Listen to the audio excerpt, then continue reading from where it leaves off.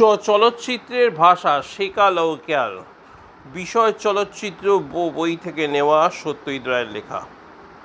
আজকাল বিদেশে অনেক ছায়াচিত্র একটা নতুনত্বের আভাস পাওয়া যাচ্ছে, যেটা সম্বন্ধে এই দেশেও অনেকে সচেতন হয়ে পড়েছেন।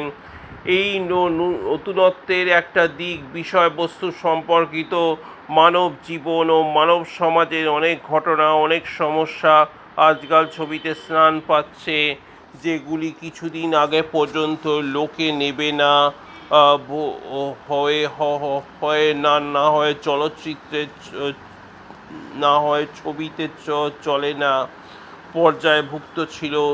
স্ত্রী পুরুষের দৈহিক সম্পর্কের বর্ণনা শিল্প সাহিত্যে নতুন কিছু না হলেও সিনেমার এটা সবেমাত্র শুরু হয়েছে।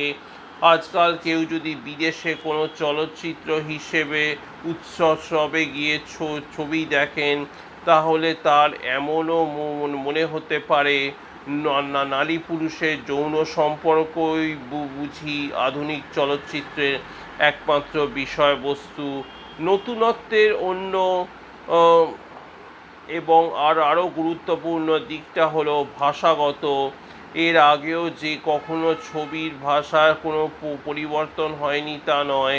30 দশকের গোড়ার দিকে যে কোনো আমেরিকান ছবির সঙ্গে 50 দশকের কোনো ছবির তুলনা করলেই ভাষার পার্থক্য ধরা পড়বে, কিন্তু এই পার্থক্য অপেক্ষাকৃত সূক্ষ্ম, কাজেই সেটা চট করে চোখে পড়ার মতো নয়। কিন্তু আজ যে নতুন ভঙ্গিটা সিনেমায় লক্ষ্য করা যাচ্ছে, সেটা অনেক সময় মনে হয় যে যেন একটা আস্ফালনের ভঙ্গি, তাতে চমক লাগানো প্রয়াসটা বেশ স্পষ্ট। আর পার্থক্যটা এত স্পষ্ট হলেই হয়তো তা প্রভাবে দ্রুত ও ব্যাপকভাবে ছড়িয়ে পড়েছে। Europe, America, Japan, Brazil, Argentina ইত্যাদি বিভিন্ন দেশ বহু তরুণ পরিচালকেরা এই নতুন বুলি আওড়াচ্ছেন, বারবার দর্শকদের কাঁধ ধরে ঝাঁকুনি দিচ্ছেন এবং চিত্র সমালোচকদের উদ্ভ্রান্ত করে তুলেছেন।